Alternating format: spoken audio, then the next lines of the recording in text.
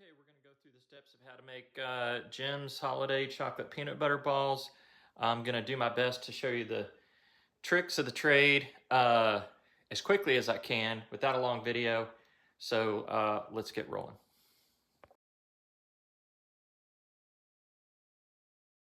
Okay, here's your ingredients and some of the tools you're going to need. I do Jif creamy peanut butter. You're going to need a pound of powdered sugar. You're going to need Rice Krispies, almond bark, and then of course mixing bowls. You're going to need some couple of baking sheets with some wax paper, tongs, and a glove. I'll explain the glove later. And then of course you can get little cookie tins to pack and ship them in. All right, let's roll. Forgot to mention you're going to need a stick of unsalted butter. Okay, so first step, 4 cups of Rice Krispies, put them in a mixing bowl, kind of make a crater. Then you're going to do a pound of powdered sugar. Look, I don't measure exactly. I take a 2-pound bag and then I cut it in half as best I can. You're going to take that pound of powdered sugar and you're just going to mix it in, about half of that. You're going to pour in there, and then you're going to mix it up. Wash your hands, and you might want to use, latex plastic gloves. Wash your hands, but you're going to mix with your hands. Okay, so that's half that went in. Make another crater. Pour it in. Your goal with this whole mixture is to remove as many clumps as you can. You're always unclumping. Okay? Okay, you've removed all the clumps of powdered sugar and Rice Krispies, and as gently as you can, you've mixed it thoroughly, the entire pound of powdered sugar with the 4 cups of Rice Krispies, and you've made another crater in your bowl. Chopped up the powdered sugar, and now you're going to pop it in the microwave. I say on reheat, probably a minute or 2, but watch it. You don't want it to get too hot. You don't want to over melt this, because you're going to have to get it back to room temperature. Okay, so you took your room temperature or slightly warm butter, you had your crater, you poured it around the evenly on your mixture here. You're going to need one of these kind of soft, spatula thingies. And then you're just going to mix this up, and then you probably have to use your hands to unclump it again. Okay? Okay, so I've mixed this about as good as I can with the spatula thingy. But you're going to see you've got clumps, right, like this. You're going to want to go in with your hands now and break those up. You're trying to get back to individual Krispies as much as you can. You just don't want big clumps at this point. Okay, so we've got our Rice Krispie crater with the powdered sugar thoroughly mixed in, the clumps removed. We're going to have 2 cups of the peanut butter, creamy Jif, and we're going to put that in the microwave on reheat. You want it to be just to where you can stir it easily, but not super hot.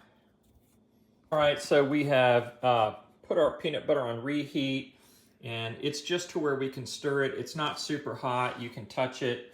And now we're going to pour that into our mixture, as much of it as we can. And we're just going to go around the edges. And I pour about half in, and then I mix. Poured about half in, and now I'm going to pour the rest in, and then spatula the rest out into the mixture. It just makes it easier to pour half in at a time. It mixes better. The mix is everything. All right. Okay, I've mixed this up pretty thoroughly. You're going to see that it's going to try to make a big old ball.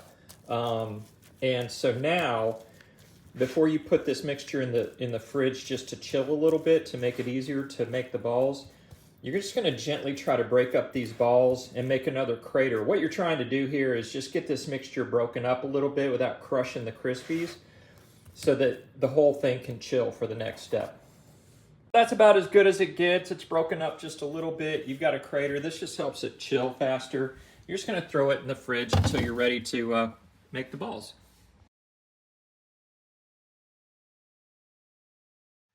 All right, so we've got our chilled mixture, and we're just going to dump some out onto some wax paper. We've got our cookie sheet with wax paper ready to go. We're going to dump about half this out so we can start breaking it up. All right, so let's talk about this real quick. You want these to be about 1 inch in diameter. and you don't want it to be like the one on the left because you're going to have a hard time covering that cleanly with chocolate. It's going to break apart when you dip it. You want it to be fairly compact and smooth like this one.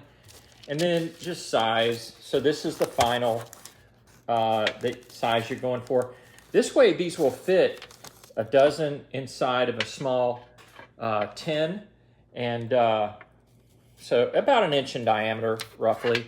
And so yeah, so that's it. Those are pretty solid. Look, we are not professional candy makers. Don't go for perfect uniform. These two are good enough, ready to go.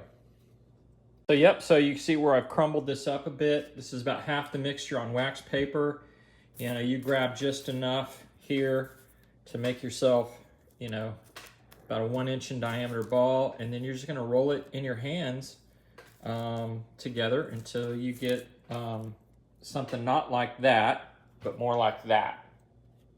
Okay, so we're done making the balls here. Like I said in the recipe, if you can get between 100 and 110, I got exactly 110, you're doing it pretty much right. But it's not an exact science. These are going to go in the fridge while we prep our chocolate. We're going to do the chocolate. Here's what you need. You're going to need tongs, a glove, this thingy, a spoon, I'll explain later.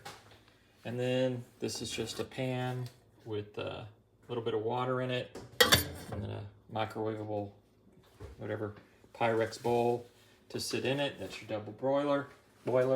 And you need a cookie sheet with wax paper, and this is your almond bark. And we're gonna chop that up. Just gonna boil the water and let that start heating up. This is gonna get super hot. This is why you want the glove. Okay, here's your chopped up almond bark, and we're just going to put that into this Pyrex. It's starting to get hot, and we'll just melt the chocolate. Okay, you're melting the almond bark, and you're just stirring it until it all melts down in here, and we'll come back and show how we know when it's ready to roll. Okay, the almond bark is totally melted. Here's how you know when. There's no chunks left, but when you pull up a spoonful and you let it go down into, pour down, it's not piling up. It's pretty well melting right back into the mixture. It's going right back in. So it's flowing freely. It's good and smooth. I'm going to try to do a peanut butter ball as I film.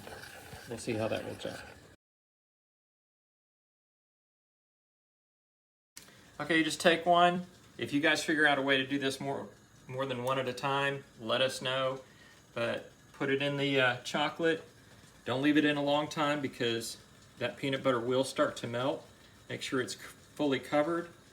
Kind of drain it a little bit and then drop it into place on the wax paper. Do another look. We're not candy makers. Perfection is not going to happen, but you just want to try to get some of the chocolate off. And then here's the deal. If you end up with one where you see some peanut butter exposed, this is why I have this spoon. You just take a little peanut butter, or I mean a little chocolate out, and you can cover up a spot if you need to. You know, they'll smooth out. They don't need to be perfect. They're supposed to look handmade. And that's it. You just keep doing this until you're done. Steam coming off and you're seeing me wear this glove, that's why. You've got to have a glove or your hands, I mean, you'll lose the hair on your hands. Also, good way to stack as many on a sheet as you can is to, you're using tongs like this, do them in a line like this away from you so that you can stack as many as close together as you can.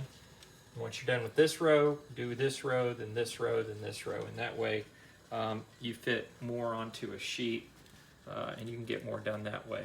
There you go, that's it. And how long does it take for that chocolate to harden? Oh, good question. It only takes about, to harden, hour and a half maybe at the most, not very long. Yeah, and it's okay if there's some of that chocolate on the bottom. Like Eric said, that's the good part. Yeah, that's the good stuff. Leave that. You can't get rid of it anyway. Okay, so we've done a bunch and the chocolate's getting a little low. and we've got more to go. So this is when you carve up some more of the almond bark and you put it in, and it'll just melt into this, and then you keep going. Okay guys, here's the finished product. It's about an hour later. Don't try to peel these off too soon, but yeah, just be gentle when you kind of move them off of the wax paper. If they stick to the wax paper, just kind of move the wax paper around and lift it off the cookie sheet, and these will come up. And sometimes if you pick them up too early, they'll tear off the little foot piece, and you'll just have a naked open bottom on them. You won't have that. So anyway, you can get tins like these for about $1, $1.25 a piece. Usually in November or October at DollarTree.com. Don't wait till the last second to get your tins. If you want little cards to put in there about Grandpa, I can send it to you. But yeah, have a go at it and have fun, and don't worry. Not always going to be perfect, but you know, get after it and have a go at it. It's fun. Let the kids learn how to help you. Bye.